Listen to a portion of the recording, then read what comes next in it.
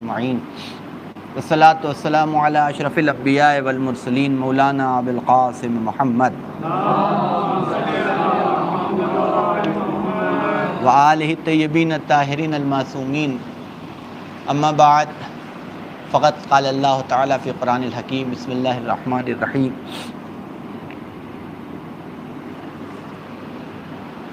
یا ایھا الذین آمنوا اتقوا اللہ. ایک صلوات پڑھی محمد علیہ.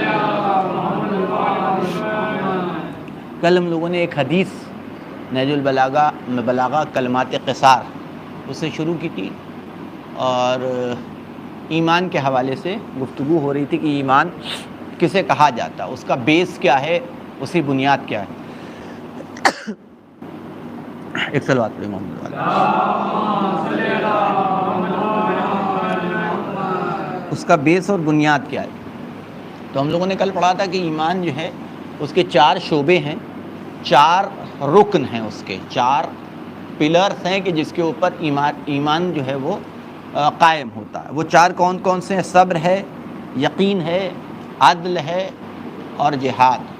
یعنی صبر، یقین، عدل، جہاد، یہ 4 شعبے ہیں. کہے کہ یہ ایمان کے 4 پلرز ہیں. اچھا، اب ان میں سے صرف صبر جو ہے، یعنی اب وہ پارٹ بتا رہے ہیں کہ وہ جو صبر ہے جو ایمان کا پہلا رکن ہے، اس کے خود اپنے 4 شعبے ہیں. اس کے خود اپنے یعنی 4 شرطیں ہیں، 4 اس کے جسے کہہ لیے کہ وہ ضرورت ہے اور نیڈس ہے کہ جس کے بغیر صبر نہیں بنتا ہے. وہ 4 کون کون سے ہیں؟ وہ ہے شوق، یعنی کسی چیز کی تمنا، آرزو. اس کے ساتھ ساتھ شفق یعنی خوف اور ڈر. تیسری چیز ہے زہد اور چوتھی چیز ہے ترقب یعنی انتظار. یہ 4 شعبے کہے کہ وہ صبر کے ہیں کہ یہ 4 چیزیں ہوں تب صبر بنتا ہے. ہم لوگوں نے پڑھا تھا کہ شوق کے حوالے سے کہ فمن اشتاق الی الجنہ صلا عن الشہوات، کہ جسے جنت کا شوق ہو جائے وہ دوسری تمناؤں اور آرزوؤں سے اور خواہشات سے جو ہے وہ آزاد ہو جاتا ہے. اس کے بعد دوسرا معاملہ تھا کہ ومن اشفق من النار اجتنب المحرمات، اور جسے جہنم کی آگ کا خوف طاری ہو جائے اور اسے احساس ہو جائے کہ جہنم کی آگ کیا ہوتی ہے، وہ محرمات سے یعنی حرام سے اپنے دامن کو بچا لیتا ہے، وہ ڈر جو ہے. پھر اس کے بعد تیسری چیز ومن زہد فی الدنیا استحان بالمصیبہ، اور جس کے اندر زہد آ جائے اور جو واقعاً زاہد ہو جائے تو اس کے لیے کائنات کی کوئی بھی مصیبت اور پریشانی ہو وہ اس کے لیے آسان ہو جاتی ہے. چونکہ زہد خود ہی ایک طرح کا اسٹرگل ہے، ایک طرح کی محنت ہے، ایک طرح یعنی کہنا چاہیے ایک طرح کی پریکٹس ہے. تو وہ کرتے کرتے انسان کی روح جو ہے وہ اتنی مضبوط ہو جاتی ہے اور انسان اتنا قوی ہو جاتا ہے، مینٹلی اتنا قوی ہو جاتا ہے کہ باقی جو دنیاوی مصیبتیں اس کے لیے معمولی ہو جاتی ہیں. ٹھیک ہے، چونکہ زاہد بننے کے لیے آپ کو جو ہے وہ محنت کرنی پڑے گی، کوشش کرنی پڑے گی. یہ کوئی تسبیح پڑھنے سے بیٹھ کر کے کوئی زاہد نہیں بن سکتا کہ وہ بیٹھ کر کے وہ تسبیح پڑھے زہد کی اور زاہد بن جائے، یا کوئی عمل کر لے اور زاہد بن جائے. نہیں، یہ ایک طرح کی پریکٹس ہے، ایک طرح کی محنت ہے، ایک طرح کا اسٹرگل ہے کہ جب انسان اس راستے پہ کنٹینیو یعنی ایک عمر جو ہے وہ انسان اس کے اوپر محنت کرتا ہے، کوشش کرتا ہے. اور انہوں نے بتایا تھا کہ زہد کسے کہا جاتا ہے. زہد یعنی اپنے اعمال کے اوپر نگاہ رکھنا، جو عمل بھی ہو اس کا تعلق اللہ کے وجود سے ہو، اللہ سے ہو، نہ کہ بندوں سے ہو. اور بھی بہت سی، آپ جائیے زہد کی ڈیفینیشن، تھوڑی سی محنت آپ بھی کیجیے اور جائیے زہد کے بارے میں دیکھیے تو ڈھیروں حدیثیں ملیں گی. زہد ہے کیا، یعنی اس کو ایکسپلین کرنے کے لیے بھی ٹائم چاہیے. تو زہد کا جو ہم نے خلاصتاً آپ کو بیان کیا وہ یہی ہے کہ زہد کا مطلب ہی یہ ہے کہ ایک طرح کی محنت، کوشش، اپنے اعمال پہ نگاہ رکھنا، اپنے اعمال کی نوک اور پلک کو درست کرنا، عیب کو ختم کرنا، چھوٹی سے چھوٹی کمی کو جو ہے وہ ختم کرنا، یہ ہے زہد کا کام. تو اب جو آدمی اتنی اسٹرگل کرنے کا عادی ہو جائے، اتنی محنت کرنے کا عادی ہو، اس کے لیے باقی جو مصیبتیں ہیں، دنیاوی مصیبتیں، وہ اس کے لیے آسان ہو جاتی ہیں. پھر اس کے بعد ومن ارتقب الموت سارع الی الخیرات، یہاں تک ہم لوگوں نے پڑھ لیا تھا. اور جسے انتظار موت ہو، یعنی جسے یقین ہو جائے کہ موت ہم سے قریب ہو رہی ہے اور ہم موت سے قریب ہو رہے ہیں. یعنی ایک طرح سے ہوتا ہے نا کہ قرب کا ایک مفہوم یہ ہے کہ انسان کوئی چیز کہیں پہ ہے اور ہم اس کی طرف اس سے نزدیک ہوں، ہے نا. اور کبھی کبھی یہ ہوتا ہے کہ ہم اپنی جگہ، وہ ہماری طرف جو ہے وہ بڑھ رہی ہے. موت کا معاملہ یہ ہے کہ دونوں ایک دوسرے سے ایک وقت میں قریب ہو رہے ہیں، یعنی وہ ادھر سے قریب، وہ اپنی طرف سے قریب آ رہی ہے اور ہم ادھر سے اس سے قریب ہو رہے ہیں. یعنی یہ اتنی تیزی سے یہ جسے کہنا دوری ختم ہونے والی ہے، یہ ڈسٹینس جو ہے وہ تمام ہونے والا ہے کہ ہم ادھر سے بڑھ رہے ہیں، ادھر سے بڑھ رہی ہے. یہ والا معاملہ ہے موت کا. تو کہنے ہیں کہ جسے یقین ہو جائے اور جس کے ہاں انتظار موت پایا جائے، وہ خیر کی طرف، عمل خیر کی طرف، اچھائیوں کی طرف قدم آگے بڑھائے گا. ٹھیک ہے، چونکہ اسے یقین ہو جاتا ہے کہ میں مرنا ہے. جب مرنا ہے تو پھر ہم کو بہرحال، اگر ہمیں قبر کے حوالے سے یقین ہے، اگر ہم سے حساب و کتاب، علیکم السلام، ہمیں حساب و کتاب کا یقین ہے، اگر ہم کو جسے کہہ لیے جنت و جہنم کا یقین ہے، تو ہم اپنے اعمال کے اوپر نگاہ رکھیں گے اور زیادہ سے زیادہ عمل خیر کو کمانے کی کوشش کریں گے، اچھائیوں کو کمانے کی کوشش کریں گے. ٹھیک ہے. اب پھر اس کے بعد یہ تو ہو گیا صبر، یعنی پہلا رکن، یعنی پہلا پلر ایمان کا ہم نے پڑھ لیا جسے صبر کہتے ہیں. دوسرے پلر کا نام ہے یقین. چار تھے نا، صبر، یقین، عدل اور جہاد. تو دوسرے پلر کا نام ہے یقین. یقین کسے کہتے ہیں؟ یہ بھی چار حصوں کے اوپر منحصر. یہ بھی ہم لوگ پڑھ چکے تھے کہ وہ چار حصے کون سے ہیں. وہ چار، اس کے یقین کے چار حصے کیا ہیں کہ الا تبصرۃ الفتنہ، یعنی پہلا پلر جس کے اوپر یقین قائم ہے وہ کیا ہے؟ وہ ہے انسان کے اندر پائی جانے والی ہوشیاری، انسان کے اندر پائی جانے والی زیرکی، کہ انسان بے وقوف نہ ہو، ہے نا. اسے بے وقوف، اس کے اندر بے وقوفی، یعنی اتنا آسان نہ ہو. کہتے ہیں نا، وہ ایک ضرب المثل مشہور ہے کہ نہ انسان اتنا کڑوا ہو جائے کہ سامنے والا تھو تھو کرنے لگے، نہ اتنا میٹھا ہو جائے حلوے کی طرح سے کہ جو چاہے نکل لے، ہے نا. تو یہ انسان کے مطلب، یعنی ایک آدمی کے اندر، ایک نارمل انسان کے اندر یہ خوبی پائی جانی چاہیے. نہ اتنا کڑوا ہو جائے کہ کوئی بھی ہو، مثلاً بیٹھنا گوارا نہ کرے، ملنا گوارا نہ کرے، ٹھیک ہے، بات کرنا گوارا نہ کرے، دوری اختیار کرے. نہ ہی اتنا میٹھا ہو جائے کہ وہ جو چاہے جو ہے وہ انسان کو آسانی سے جو ہے وہ ہضم کر جائے حلوے کی طرح سے. ٹھیک ہے. تو زیرکی انسان کے اندر ہونی چاہیے، ہوشیاری انسان کے اندر ہونی چاہیے. یہ ضروری چیزیں. ٹھیک ہے. اور یہ کب حاصل ہوگی؟ بصیرت. اسی کو کہا جاتا ہے بصیرت. میں نے کل بتایا تھا کہ بصارت اور بصیرت کا فرق کیا ہے. بصارت یعنی ہماری آنکھیں کہ جس سے ہم ظاہر کو دیکھ سکیں. بصیرت وہ ہے کہ جس سے صرف ظاہر نہیں بلکہ باطن کا بھی مطالعہ کیا جا سکے، سامنے والے کے باطن کو بھی سمجھا جا سکے، اس کے مقصد کو، اس کے ارادے کو، اس کے منشا کو بھی ہم سمجھ سکیں کہ یہ کیوں، کس لیے، اور وجہ کیا، اس کا سبب کیا، یہ ہم سے اتنا قریب ہو رہا ہے، یہ ہمیں اتنی امپورٹنس دے رہا ہے، یا ہمیں اتنی اہمیت دے رہا ہے، جو بھی ہے نا. تو اس کو سمجھنے کی صلاحیت انسان کے اندر، اسی کو کہا جاتا ہے بصیرت. اسی کو کہا جاتا ہے بصیرت. یہ انسان کو کے اندر پائی جانی چاہیے. پھر دوسری چیز تھی وَتَعَوُّلِ الْحِکْمَہ. پہلا جو ستون تھا وہ ہم لوگوں نے پڑھ لیا. پہلا ستون کیا تھا؟ پہلا ستون تھا یقین کا. پہلا ستون تھا کہ انسان کے اندر بصیرت پائی جانی چاہیے، انسان کے اندر جو ہے وہ سمجھ پائی جانی چاہیے. دوسری چیز تھی وَتَعَوُّلِ الْحِکْمَہ. تعوّل الحکمہ کسے کہتے ہیں؟ صرف علم نہیں بلکہ انسان کے اندر حکمت پائی جانی چاہیے. صرف علم نہیں. علم انسان کو صرف اور صرف کسی شے کی آگاہی دیتا ہے، یعنی آپ کی جو آپ نہیں جانتے اس نہ جاننے کو جاننے میں بدل دیتا ہے. علم بس اتنا کرتا ہے. لیکن اس سے دوسرے زینے کا نام ہے حکمت، کہ انسان صرف جسے کہ لیے عالم ہی نہ ہو بلکہ انسان کے پاس حکمت بھی پائی جائے. اور بغیر علم کے حکمت کا پایا جانا ناممکن ہے. یعنی پہلے علم ہو تب انسان جو ہے وہ حکمت تک پہنچ سکتا ہے. اور اللہ کے بارے میں آپ جو لوگ قرآن پڑھتے ہیں، آپ دیکھا ہوگا آپ نے کہ جہاں اللہ کے لیے لفظ حکیم علیم استعمال ہوا ہے، جاننے والا، علیم یعنی جاننے، علم رکھنے والا، ہے نا، وہیں اللہ کے لیے حکیم بھی استعمال ہوا ہے. کیا مطلب؟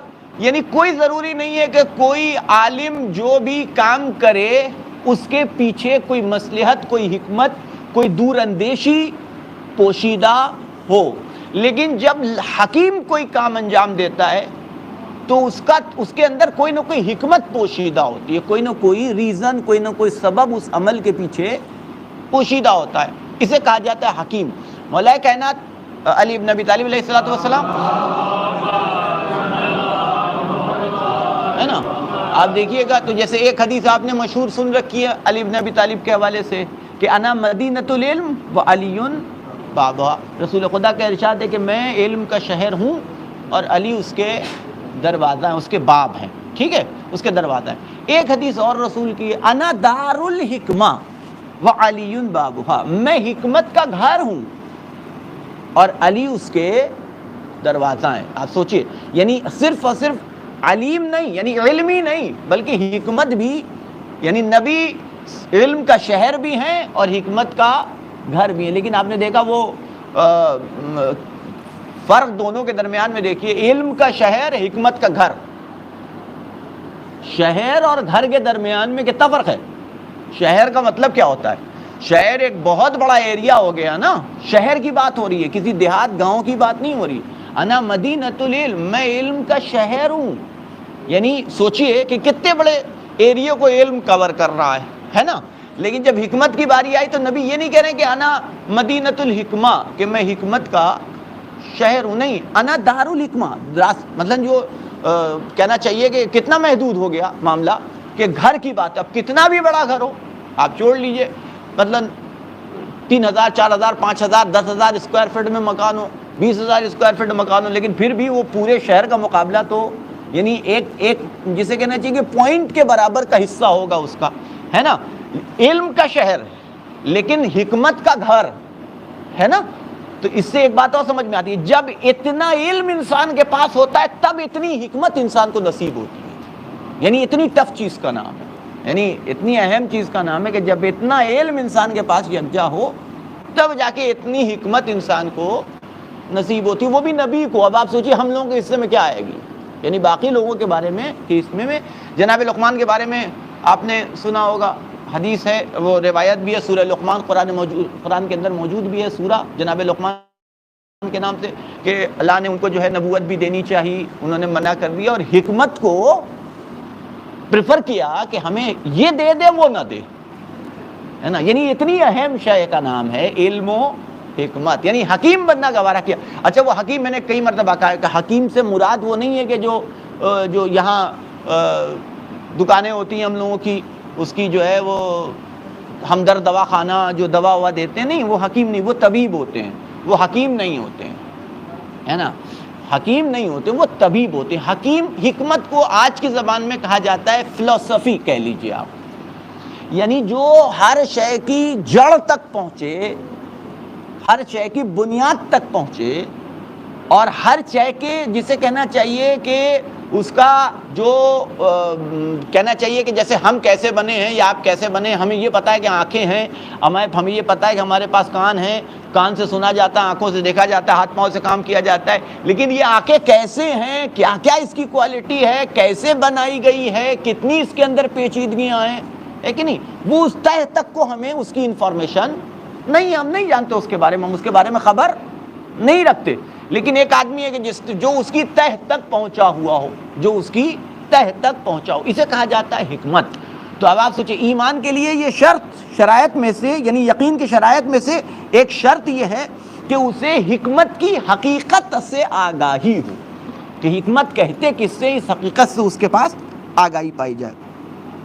آپ لوگوں نے اصل میں موضوع اتنا سخت انتخاب کیا ہوا ہے، یہ ہے نہج البلاغہ، یعنی کوئی چھوٹی کتاب نہیں ہے کہ جسے آسانی سے سمجھا جا سکے یا آسانی سے سمجھایا جا سکے۔ آپ کا انتخاب ہی جو ہے کہ ہم نہج البلاغہ کلمات قصار، اب آپ سوچئے 1400 سال پہلے سے اس وقت، یعنی ہم لوگ کے عقیدے کے مطابق قرآن کے بعد جو ہے وہ سب سے بڑی کتاب اگر کوئی ہے تو اس کتاب کے لیے کہا گیا ہے کہ فوق تحت کلام الخالق و فوق کلام المخلوق، یعنی اللہ کے کلام سے نیچے، مخلوق کے کلام سے اوپر۔ اس مطلب مولا کائنات کے حوالے سے یا معصومین کے اقوال کے حوالے سے یہ بات کہی جاتی ہے، اور یہ مستند ترین یعنی علامہ رضی نے جو کتاب یہ جمع کی ہے، ایسا نہیں ہے کہ یہی اتنا ہی حضرت علی نے کہا ہے کہ جو اس کے اندر ہے، کہا بہت کچھ ہے، لیکن انہوں نے جو فریقین کے نزدیک مستند ہے اسے اس میں جمع کیا ہے، یعنی جس میں کوئی شک نہیں، کوئی شبہ نہیں کہ ہاں یہ حضرت علی کا کلام ہے، اور فریقین نے تسلیم کیا ہے، یعنی تمام فرقوں نے، اسلامی فرقوں نے تسلیم کیا، ایکسیپٹ کیا ہے کہ ہاں یہ علی ابن ابی طالب کا کلام، اسے انہوں نے جمع کیا ہے نا۔ وہ 1400 برس سے لے کر کے آج تک آپ اس کے حوالے سے نہج البلاغہ کے حوالے سے جائیے، نیٹ کے اوپر پڑے ہوئے ہیں، سرچ کیجئے کہ لوگوں کے جو بڑے بڑے جو انٹلیکچوئلس ہوئے ہیں اس وقت سے لے کر کے آج 400 سال 500 سال کے درمیان میں انہوں نے نہج البلاغہ کے بارے میں کہا کیا ہے، ان کو پڑھیے تو آپ کی اس کے ہم لوگ نہیں سمجھ سکتے، چونکہ ہمارا علم اتنا نہیں ہے، ہماری پاس اتنی فہم نہیں پایا جاتا ہے، ہمارے پاس اتنا ادراک نہیں پایا جاتا، لیکن جو بڑے بڑے سائنسداں، سائنٹسٹ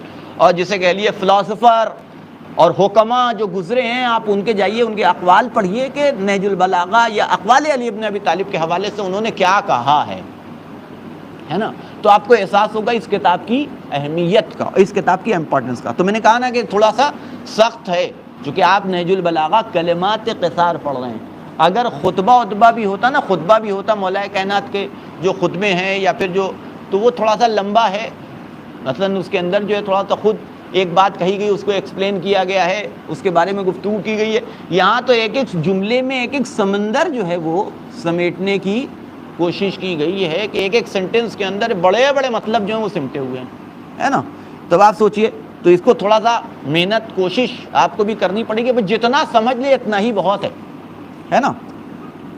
تو کہتے ہیں یقین کیا ہے؟ یقین کے 4 شعبے ہیں۔ پہلا شعبہ کیا ہے کہ انسان کے اندر زیرکی، ہوشیاری، عقل مندی پائی جانی چاہیے، بے وقوف نہیں ہونا چاہیے انسان کو۔ دوسرے یہ کہ اس کے پاس حکمت پائی جائے، یعنی حقیقت حکمت تک اس کی رسائی ہو۔ تیسری چیز وہ موعظۃ العبرہ، جو گزشتہ لوگ ہیں ان کی باتوں سے، ان کے کیریکٹر سے، ان کے اعمال سے عبرت لینے والا ہو، یعنی اس سے جو ہے وہ تجربہ حاصل کرنے والا ہو، اچھا کیا تو بھی، برا کیا تو بھی۔ یہ ایک خصوصیت ہے، یعنی یقین کے لیے یہ ساری شرطیں، یعنی انسان یقین کی منزل تک کیسے پہنچے گا؟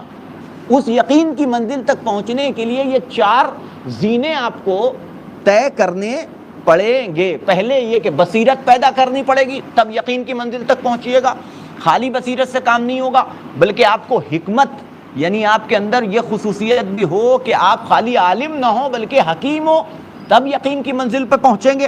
تیسری شرط یہ ہے کہ آپ کی نگاہ جو ہے وہ ماضی میں گزرے ہوئے آپ کے جو بزرگان ہیں یا دوسرے ہیں، اچھے ہوں چاہے برے ہوں، ان کے کیریکٹر، ان کے اعمال پہ آپ کی نگاہ ہو، تب یقین حاصل ہوگا۔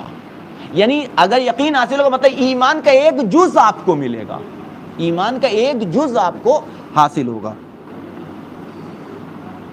وَسُنَّةِ الْأَوَّلِينَ موعظۃ العبرہ، موعظۃ العبرہ کا مطلب یہ ہے کہ انسان کے اندر جو ہے وہ عبرت کی روشنی پائی جائے، موعظۃ العبرہ یعنی عبرت کی روشنی پائی جائے۔ وَسُنَّةِ الْأَوَّلِينَ، اور جو گزر چکے ہیں ان کی سنت انسان کی نگاہ کے سامنے ہو، یعنی یہ جو ہم نے ابھی لاسٹ میں بیان کیا تھا، موعظۃ العبرہ یعنی انسان کے اندر عبرت حاصل کرنے کی صلاحیت پائی جائے گی، انسان عبرت حاصل کرے۔ وہ جو موعظہ کہا جاتا ہے، جو بات کہی جاتی ہے، جو بتائی جاتی ہے، انسان صرف سنے نہیں بلکہ اس کو کسی حد تک، جس حد تک بھی اس کے لیے ممکن ہے عمل میں لانے کی کوشش کرے۔ اس لیے سننے کا فائدہ کچھ ہونے والا اس وقت تک نہیں ہے جب تک کہ انسان اس کو پریکٹیکلی طور کے اوپر، عملی طور کے اوپر اس کو کچھ نہ کچھ صحیح انجام نہ دے، ہے کہ نہیں ہے؟ اور دیکھیے میں نے کہا نا کہ یقین جو ابھی ہے نا کہ اس میں جو 2 شرطیں آپ دیکھیں، جتنی شرطیں ان سب کا تعلق علمی سے ہے، یعنی بغیر پڑھے کچھ ہونے والا نہیں ہے، یہ ایک دم کنفرم بات ہے۔ یعنی آپ یقین تک پہنچنے کے لیے جو ایمان کا صرف ایک جز ہے، یعنی 1/4 ہے ایمان کا 1/4 ہے۔ ابھی ہم نے کہا تھا نا کہ مولا کائنات کے قول کے مطابق ایمان کے 4 پلر ہیں، ان میں سے ایک ہے صبر، ایک ہے یقین، اور ایک کیا ہے؟ ایک ہے جسے کہہ لیجئے کہ عدل، اور ایک ہے جہاد۔ یہ 4 چیزیں یکجا ہوں گی تب ایمان مکمل ہوگا۔ ان میں سے 4 میں سے 1/4 ہے یقین، اور 1/4 کو حاصل کرنے کے لیے بغیر تعلیم کے، بغیر پڑھے، بغیر مطالعہ کیے کچھ نہیں. بصیرت بغیر مطالعے کے نہیں پیدا ہو سکتی. ٹھیک ہے. دوسری چیز کیا تھی؟ تعول الحکمہ، حکمت. جب تک علم نہیں آئے گا حکمت نہیں آنے والی ہے. چوتھی چیز ہے موعظۃ العبرہ. تو جب تک انسان پڑھے گا نہیں کیسے عبرت حاصل کرے گا؟ سنے گا نہیں کیسے عبرت حاصل کرے گا؟ ہے کہ نہیں ہے؟ پانچویں چیز ہے وسنن الاولین، وسنت الاولین، یعنی جو اولین کی سنت ہے اس کے اوپر انسان کی نگاہ ہونی چاہیے، اس کے اوپر انسان عمل پیرا ہو، تب جا کر کے انسان یہ چار چیزیں جمع ہوں گی، تب 1/4 آف ایمان انسان کا مکمل ہوگا. یعنی ایمان کا صرف اور صرف 25%، 100 میں سے 25% انسان کو نصیب ہوگا. اچھا اب دیکھیے ریزن بھی بیان کر رہے ہیں. فمن تبصر فی الفتنۃ تبینت لہ الحکمہ. فرماتے ہیں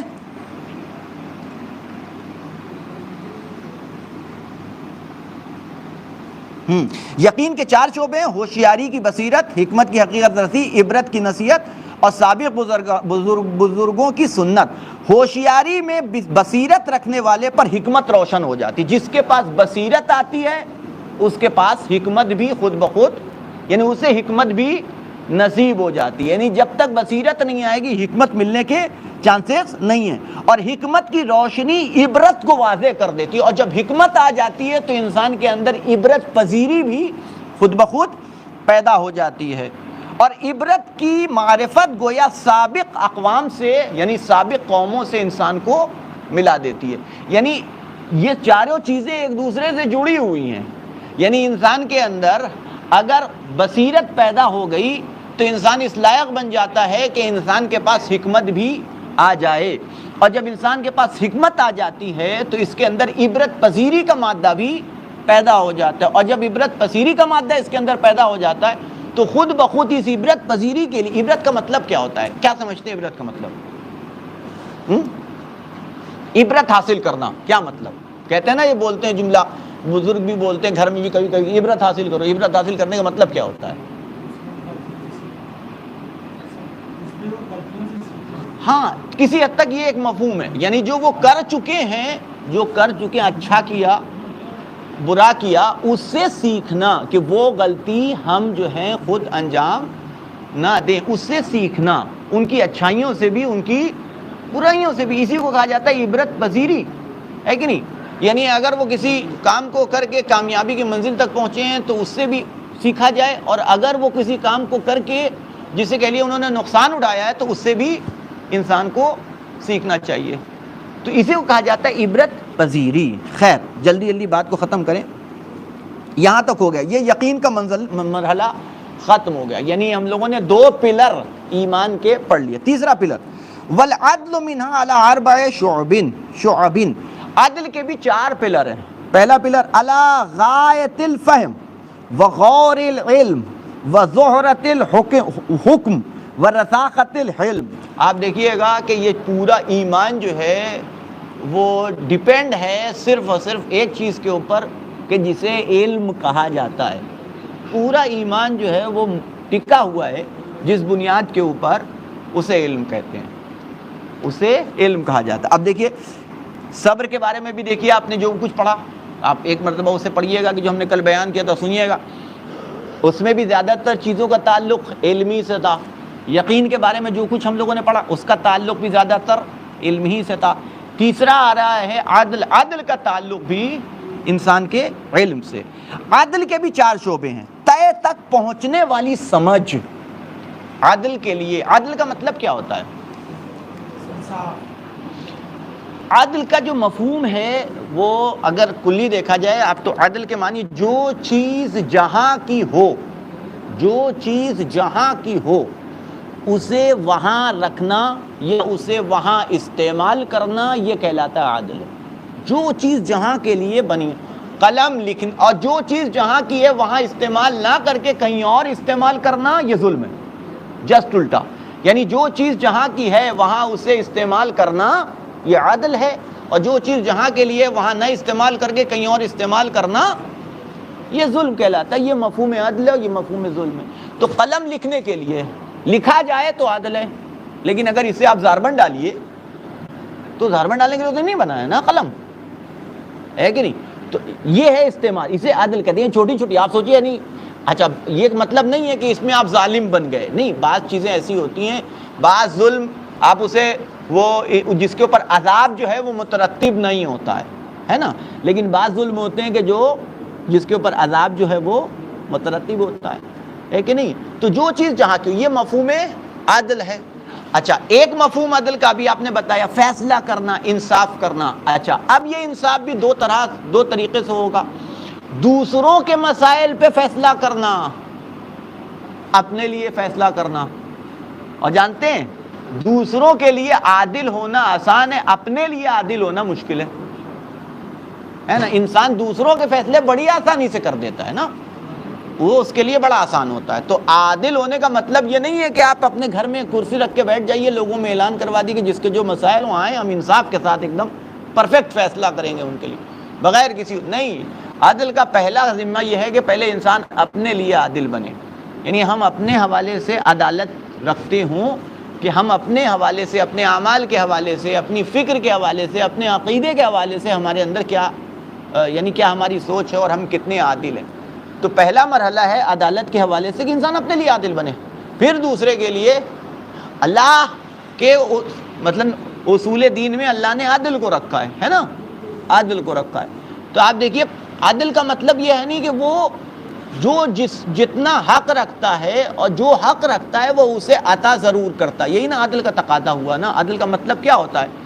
یعنی ایک دم بالکل فیصلہ اس طریقے سے کرنا کہ جو چیز کا حق رکھتا ہے اسے وہ چیز عطا کرنا، اتنا عطا کرنا، ہے نا، یہ عدل کہلاتا ہے۔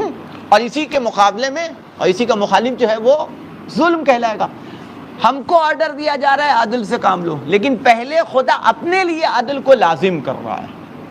اور قرآن کی آیت ہے ان اللہ لیس بظلام للعبید، اللہ کبھی بھی اپنے بندوں پہ ظلم نہیں کرتا ہے، اللہ کبھی بھی اپنے بندوں پہ ظلم نہیں کرتا ہے۔ یعنی پہلے اس کو روکنے ٹوکنے والا کون ہے؟ کوئی نہیں ہے نا، لیکن پہلے وہ خود قانون پہ عمل کر رہا ہے، یعنی پہلے وہ خود قانون پہ عمل کر رہا ہے۔ ان اللہ لیس بظلام للعبید، اللہ کبھی اپنے ان اللہ، دیکھیے تاکید اصل میں ہوتا ہے نا، عربی گرامر میں اتنی تاکید کا مطلب یہ، کبھی کہتے ہیں کہ میں نہیں کھاؤں گا، تو اب یہ میں نہیں کھاؤں کے اندر بھی نہیں کھاؤں گا کے اندر گنجائش پائی جاتی ہے، تھوڑا سا اصرار کیا جائے گا کھا لیں گے، لیکن کبھی نہ میں ہرگز نہیں کھاؤں گا، یہ تھوڑی سی تاکید ہو گئی، یعنی اب تھوڑا سا زیادہ اصرار کرنا پڑے گا تب کھائیں گے۔ لیکن کبھی کبھی انسان جو ہے وہ ضد کر لیتا ہے کہ نا میں ہرگز نہیں کھاؤں گا، اب اتنی تاکید کے ساتھ اب جو بات کہہ دی ہے تو سامنے والا بھی مطمئن، مطلب یہ سوچ لیتا ہے کہ بھئی ان سے اصرار کرنا بیکار ہے کہ یہ کھانے والے، تو انہی تاکیدوں کے ساتھ خدا بند عالم اپنے حوالے سے کہہ رہا ہے ان اللہ لیس بظلام للعبید، اللہ ہرگز بندے پہ ظلم نہیں کرتا، اتنی تاکید کے ساتھ خدا بند عالم اس بات کو کہہ رہا ہے۔ تو یہ ہے مفہوم عادل۔ تو کہہ رہے ہیں کہ عادل کسے کہا جاتا ہے کہ عدل کے 4 شعبے، پہلی یہ کہ تہ تک پہنچ جانے کی والی سمجھ ہو انسان کے اندر، یعنی آپ فیصلہ کریں گے اسی وقت فیصلہ کر سکتے ہیں جب تک کہ آپ تہ تک پہنچ چکے ہوں۔ اگر آپ تہ تک نہ پہنچے ہوں کسی مسئلے کے تو آپ کبھی بھی صحیح فیصلہ نہیں کر سکتے۔ ہو سکتا ہے آپ بیچارہ جو مستحق ہو اس کا حق چھین لیجیے، ہو سکتا ہے کہ جو حقدار ہو اس کے اوپر جو ظالم ہے وہ مظلوم ثابت ہو جائے، مظلوم ہے وہ ظالم ثابت ہو جائے، چونکہ آپ ابھی تک تہ تک نہیں پہنچے، چاہے اپنے بارے میں چاہے دوسرے کے بارے میں۔ تو پہلا فقرہ اور پہلی شرط کیا ہے کہ تہ تک پہنچنے کی انسان کے اندر وہ سمجھ پائی جائے۔ اچھا دوسری چیز، ہاں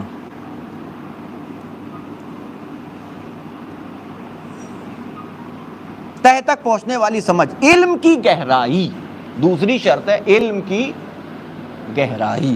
دوسری شرط کیا تھی کہ وغور العلم، یعنی انسان کے اندر علم کی، ایک لفظ استعمال ہوتا ہے ہمارے اردو میں غور و فکر، آپ بولتے ہیں نا غور کا مطلب کیا ہوتا ہے؟ غور و فکر، غور کے معنی ہوتے ہیں گہرائی، ڈیپتھ جسے آپ بولتے ہیں نا، ڈیپتھ، وہ معنی ہوتے ہیں غور کے۔ یہ ہے عربی لفظ. وغور العلم یعنی اس کے اندر علم کی گہرائی پائی جائے, ہے کہ نہیں, یعنی وہ ہر چیز کی نوک پلک کو اچھی طریقے سے سمجھتا, اتنی نالج اس کے پاس پائی جائے کہ وہ صحیح فیصلہ کر سکے. تو دوسری شرط ہوئی. تیسری شرط جو بیان کی گئی ہے, فیصلے کی وضاحت اور عقل کی پائیداری. اس کے پاس جو عقل ہو نا وہ پائیدار ہو, یعنی مضبوط عقل کا مالک ہو, مضبوط عقل کا مالک ہو. آپ دیکھیے یہ تیسری چیز ہے عدل, یعنی تیسرا پایا ایمان کا جو ہے, اور اس کے لیے شرط کیا بتائی جا رہی ہے کہ اس کے پاس علم پائی جائے, اس کے اندر تہ تک پہنچنے کی صلاحیت پائی جائے, اس کے پاس جو ہے وہ اس کی عقل جو ہے وہ پائیدار ہو. اور عقل کے پائیداری کے لیے علم جو ہے بنیادی انگریڈینٹس ہے, کہ جب تک انسان کے پاس وہ علم نہیں پایا جائے گا, وہ حکمت نہیں پایا جائے گی, اس کی عقل کبھی بھی پائیدار جو ہے وہ ہو ہی نہیں سکتی ہے. اس کی عقل متزلزل رہے گی, ایسی بنیاد رہے گی کہ جس بنیاد کو دوام نہیں ہے, کبھی بھی عمارت جو ہے وہ ڈھہ سکتی ہے. فرماتے ہیں مولا کائنات فرماتے ہیں کہ جس نے فہم کی نعمت پالی وہ علم کی گہرائی تک پہنچ گیا. جس کے پاس فہم کی جس کے پاس فہم پیدا ہو گیا, یعنی تہ تک اترنے کی صلاحیت جس کے پاس جسے حاصل ہو گئی, گویا اس نے علم کی گہرائی کو حاصل کر لیا, اس نے علم کی گہرائی تک پہنچ گیا. جس نے علم کی گہرائی کو پا لیا وہ فیصلے کے گھاٹ سے سیراب ہو گیا, یعنی اور جس کے پاس علم کی گہرائی ہو گئی اس کے اندر فیصلہ کرنے کی صلاحیت بھی پیدا ہو گئی, سیراب ہو کر بہایا. اور جس نے عقل استعمال کر لی اس نے اپنے امر میں کوئی کوتاہی نہیں کی. لیکن تنہا عقل ایک ایسی شے ہے کہ جو انسان کو صحیح راستہ دکھاتی ہے, کبھی بھی غلط راستہ انسان کو نہیں دکھاتی. یعنی تنہا عقل, آپ جو فیصلہ بھی عقل سے کریں گے اس فیصلے میں آپ کے غلط ہونے کے یا نقصان اٹھانے کے چانسز کم رہتے ہیں. جس چیز کو بھی آپ اپنی عقل کے ذریعے سے پرکھیں گے اور اس کے حوالے سے فیصلہ کریں گے اور اس کے کہے پہ عمل کریں گے. انسان دھوکہ ہی اس وقت کھاتا ہے کہ جب انسان اپنی عقل کی بات نہ سن کر کے اپنے دل کی اور اپنی خواہشات کی اور اپنی تمناؤں کی باتیں سننے لگتا ہے. تو عقل کا معاملہ یہی ہے کہ عقل سے جو بھی فیصلہ لے گا انسان اس میں ہدایت پائے گا. یہ کمپلیٹ کر لیں, بات ختم ہو گئی, عدل کمپلیٹ ہو گیا, ٹھیک ہے. اور جس نے عقل کو استعمال کر لیا اس نے اپنے امر میں کوئی کوتاہی نہیں کی اور لوگوں کے درمیان قابل تعریف زندگی گزار دی. جہاد چوتھا لاسٹ, کہ جہاد کے بھی 4 شعبے ہیں. جہاد کے بھی 4 شعبے, یہ 2 لائن کا ہے, اسے سمجھ لیجئے کہ اب جہاد کسے کہتے ہیں. اب یہ تنہا آج کے زمانے کا کرنٹ ٹاپک جو ہے وہ ہے کہ جسے جہاد کہا جاتا ہے. اتنے طرح کے جہاد پیدا ہو گئے کہ ہم لوگوں نے تو سوچا بھی نہیں تھا کہ اتنے طرح کے جہاد جو ہیں وہ ہو سکتے ہیں. کائے کیسے جہاد ہے کہ نہیں ہے, روٹی جہاد اور کائے کا جہاد اور کاہے کا جہاد اور کاہے کا جہاد ہے کہ نہیں. تو اب دیکھیے جہاد کیا ہے, یہ مولا کائنات بتا رہے ہیں کہ جہاد کا مفہوم کسے کہتے ہیں, جہاد کا مفہوم ہے کیا, اسے بیان کر رہے ہیں. کہہ رہے ہیں والجہاد منہا علی 4 شعب, جہاد کے 4 شعبے, ان چاروں میں سے ایک جگہ بھی تلوار نظر نہیں آئے گی. 4 شعبے. پہلا علی الامر بالمعروف, پہلا جہاد یہ ہے کہ لوگوں کو نیکی کی اور بھلائی کی دعوت دی جائے. یہ ہے جہاد کا پہلا پلر, یعنی پہلی بنیاد جہاد کی, کہ لوگوں کو نیکی کی دعوت دی جائے. والنہی عن المنکر, دوسری چیز کیا ہے کہ لوگوں کو برائی سے روکا جائے. امر بالمعروف, نہیں عن المنکر, یہ جہاد کے 2 پلر بیان کیے گئے ہیں. والصدق فی المواطن, والصدق فی المواطن, اور چوتھی چیز کیا ہے, ہر مقام پر ثبات قدم, ہر مقام پر ثبات قدم, یعنی کوئی بھی منزل ہو انسان کو وہاں ڈٹ جانا چاہیے. یہ نہیں کہ پیٹھ دکھا کر کے انسان جو ہے وہاں سے واپس آ جائے. ثبات قدم یہ دوسری چیز ہے. پہلی چیز کیا تھی, پہلی چیز تھی کہ امر بالمعروف و نہی عن المنکر, دوسری والصدق فی المواطن, وشنان الفاسقین, اور چوتھی چیز ہے کہ وہ کہ جو غلط کام کرنے والے لوگ ہیں، وہ کہ جو ظالم ہیں، وہ کہ جو ظالم ہیں، وہ کہ جو دوسروں کے اوپر جسے کہہ لیجئے کہ ظلم کرتے ہیں، فسق و فجور پھیلاتے ہیں، فساد پھیلاتے ہیں، ان سے نفرت اور عداوت، ان سے نفرت اور عداوت، یہ اہم ترین ہے۔ یہ 4 شعبے جہاد کے بیان کیے گئے ہیں، اور یہ جہاد جو ہے، اب آپ سوچئے امر بالمعروف نہی عن المنکر، اس کے ساتھ ساتھ جو ہے وہ حق کے راستے کے اوپر، سچ کے راستے کے اوپر ثابت قدم رہنا، اور چوتھی چیز کیا تھی کہ وہ کہ جو ظالم ہیں، وہ کہ جو فاسق ہیں، وہ کہ جو فساد پھیلانے والے افراد ہیں، ان سے عداوت رکھنا، ان سے دشمنی رکھنا۔ اسلام نے مثلا دیکھیے یہ اس کے بغیر ہو نہیں سکتا، یعنی آپ کسی بھی دنیا کے کسی بھی کونے میں چلے جائیے، جب تک آپ برائی کو برائی کی طرح سے ٹریٹ نہیں کریں گے تب تک برائی کو ختم نہیں کر سکتے، یہ طے۔ یعنی آپ کو ظالم سے دوری اختیار کرنی پڑے گی تبھی ظلم کو ختم کر سکتے۔ یہ نہیں ہو سکتا کہ آپ ظالم سے تعلقات بھی رکھیے اور یہ بھی چاہیے کہ ظلم ختم ہو جائے، ناممکنات میں سے۔ ظلم ختم کرنے کے لیے آپ کو ظلم سے دوری اختیار کرنی ہی پڑے گی، اور یہی وجہ ہے کہ ہمارے ہاں یہ ایک اہم ترین بات ہے کہ آپ کو جہاں مظلوم سے جو ہے محبت کرنی ہے وہیں ظالم سے عداوت رکھنی ہے، ہر حال میں ظالم سے عداوت رکھنی ہے۔ تو یہ 4 شعبے ایمان کے ہم لوگوں نے بیان کیے۔ بات ختم ہو گئی، تھوڑا سا لمبا ہو گیا، ہم نے سوچا آج یہ ختم کر دیں تاکہ گفتگو جو ہے اپنی منزل تک پہنچ جائے۔ تو ہم لوگوں نے پڑھا کہ 4 پلر جو ہیں وہ اس ایمان کے ہیں۔ تو اب آپ خود سوچئے کہ کتنا سخت مرحلہ ہے مومن بننے کا، کتنا سخت مرحلہ ہے مومن بننے کا۔ مومن جو ہے وہ اتنا آسانی سے انسان، اور یہ پتہ کیسے چلتا ہے جب انسان پہ مصیبت آتی ہے، مشکل آتی ہے، پریشانی آتی ہے، جب امتحان اللہ لیتا ہے نا۔ قرآن میں ہے کہ